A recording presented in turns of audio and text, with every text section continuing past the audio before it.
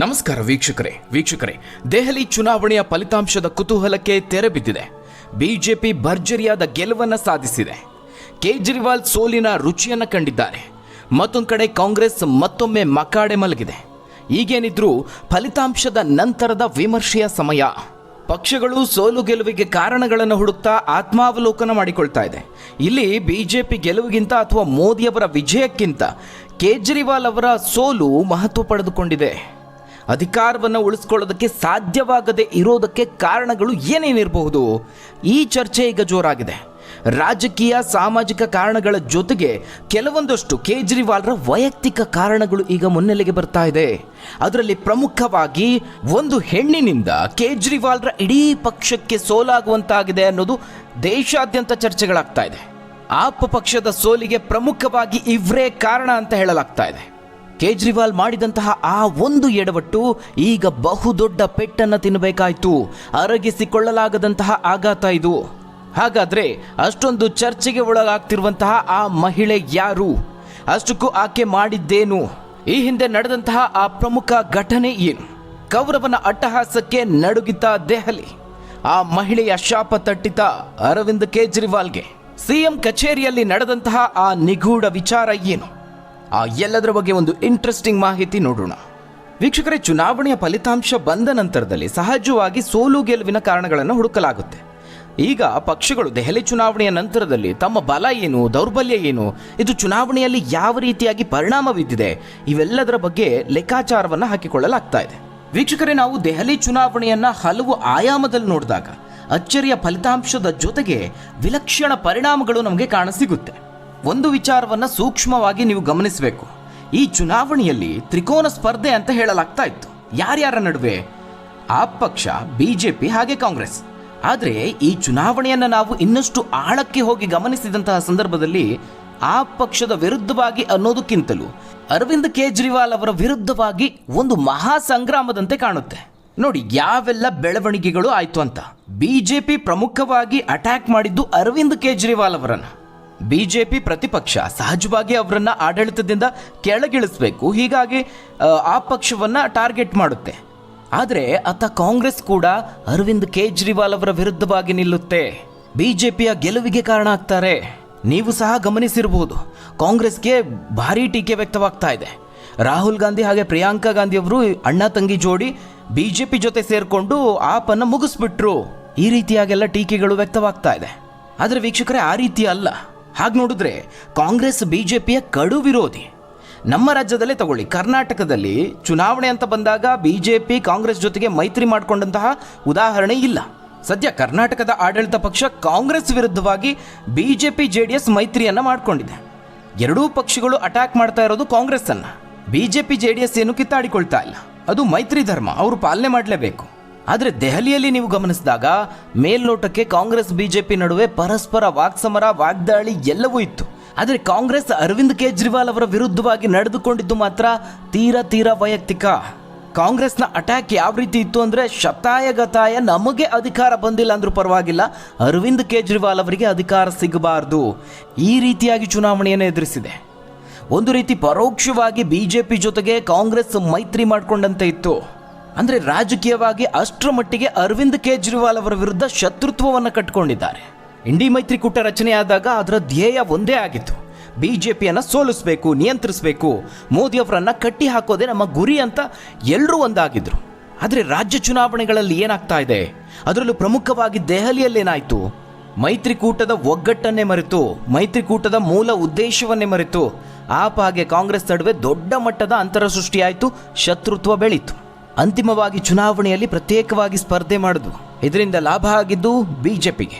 ಆದರೆ ಇದೇ ಮೈತ್ರಿಕೂಟದ ಬೇರೆ ಬೇರೆ ಪಕ್ಷಗಳು, ಫಾರ್ ಎಕ್ಸಾಂಪಲ್ ಸಮಾಜವಾದಿ ಪಕ್ಷ ಆಗಿರಬಹುದು ಅಥವಾ TMC ಆಗಿರಬಹುದು, ಇವರೆಲ್ಲ ಆಪ್ಗೆ ಬೆಂಬಲವನ್ನು ಕೊಟ್ಟರು. ಆದರೆ ಕಾಂಗ್ರೆಸ್ ಮಾತ್ರ ಆಪ್ಗೆ ಬಹುದೊಡ್ಡ ಹೊಡೆತವನ್ನು ಕೊಡ್ತು. ಹಾಗಾದರೆ ನಿಜವಾಗ್ಲೂ ಬಿಜೆಪಿಯನ್ನು ಗೆಲ್ಲಿಸೋದು ಕಾಂಗ್ರೆಸ್ನ ಗುರಿಯಾಗಿತ್ತಾ? ಖಂಡಿತವಾಗ್ಲೂ ಇಲ್ಲ. ಹಾಗಾದರೆ ಕಾಂಗ್ರೆಸ್ ಈ ರೀತಿಯಾಗಿ ಉಲ್ಟಾ ಹೊಡೆಯೋದಕ್ಕೆ ಕಾರಣ ಏನು ಅನ್ನೋದನ್ನ ನಾವು ನೋಡಿದ್ರೆ, ಆಪ್ನ ಕಡು ವಿರೋಧಿಗಳು ಇದಕ್ಕೆ ಒಂದಷ್ಟು ಬೇರೆಯದೇ ಸಮರ್ಪಕವಾದ ಕಾರಣಗಳನ್ನು ಕೊಡ್ತಿದ್ದಾರೆ.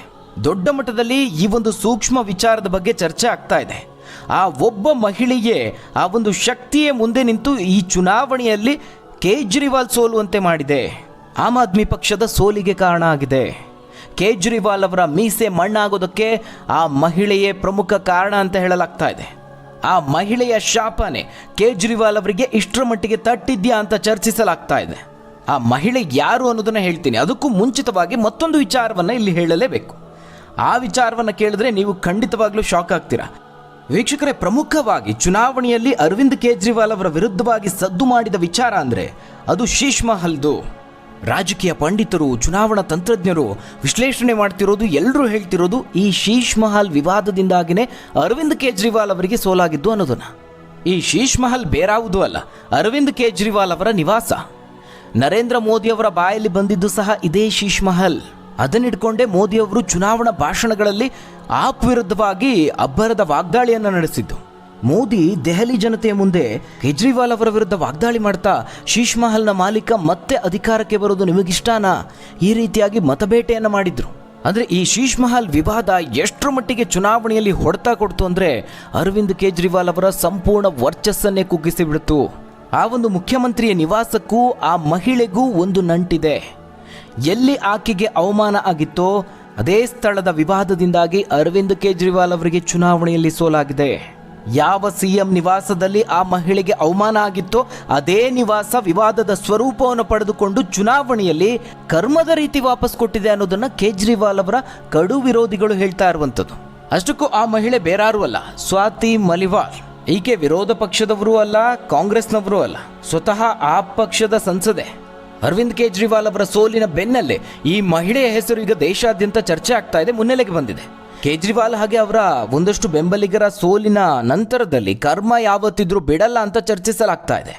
ಆ ಮಹಿಳೆ ನೀಡಿದಂತಹ ಪ್ರತಿಕ್ರಿಯೆ ಈಗ ಬಹಳಷ್ಟು ವೈರಲ್ ಆಗಿದೆ.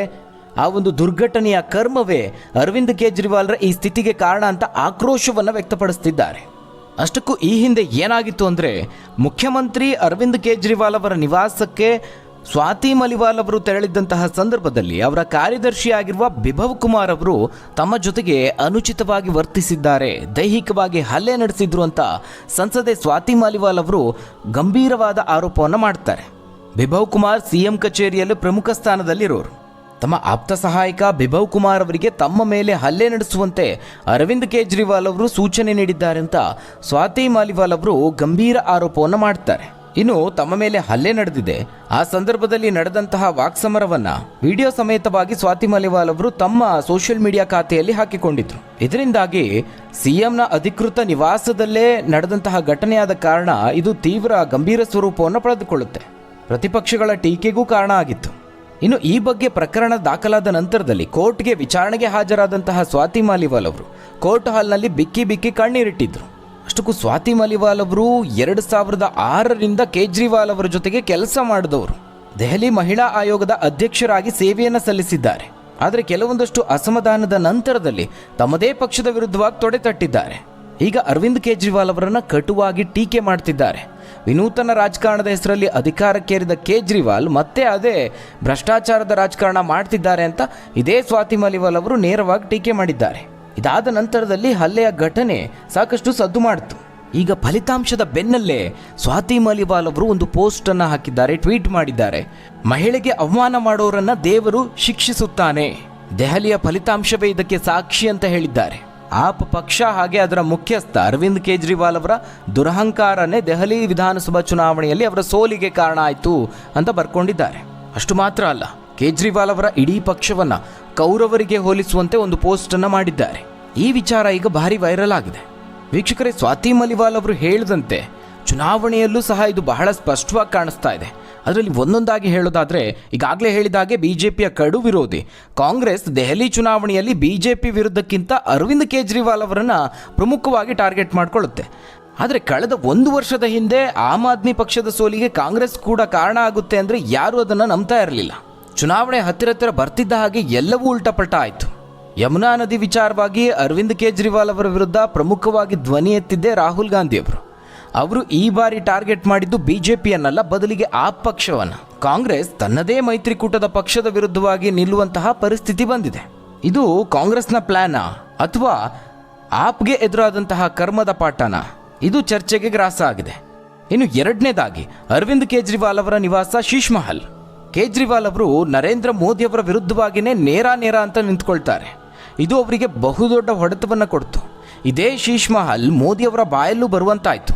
ಚುನಾವಣೆ ಸಮೀಪದಲ್ಲೇ ಕೇಜ್ರಿವಾಲ್ ಮತ್ತು ದೆಹಲಿ ಸಿಎಂ ಅತೀಶ್ ಅವರಿಗೆ ನೀಡಿದ್ದ ಈ ಬಂಗ್ಲೆ ಶೀಶ್ ಮಹಲ್ ವಿಚಾರವಾಗಿ ಆಮ್ ಆದ್ಮಿ ಮತ್ತು ಬಿಜೆಪಿ ನಡುವೆ ಜಟಾಪಟಿ ನಡೆಯುತ್ತೆ. ಈ ಶೀಶ್ ಮಹಲ್ಗೆ ಕೋಟ್ಯಾಂತರ ರೂಪಾಯಿ ಖರ್ಚು ಮಾಡಲಾಗಿದೆ ಅನ್ನೋ ಗಂಭೀರ ಆರೋಪವನ್ನು ಹೊರಿಸಲಾಗುತ್ತೆ. ಬಿಜೆಪಿಯ ಈ ಗಂಭೀರವಾದ ಆರೋಪ ಆಮ್ ಆದ್ಮಿ ಪಕ್ಷಕ್ಕೆ ನುಂಗಲಾರದ ತುತ್ತಾಗುತ್ತೆ. ಸಿಎಂ ಕಚೇರಿಗೆ ಬರೋಬ್ಬರಿ 33 ಕೋಟಿ ರೂಪಾಯಿ ಖರ್ಚು ಮಾಡಿದ್ದಾರೆ.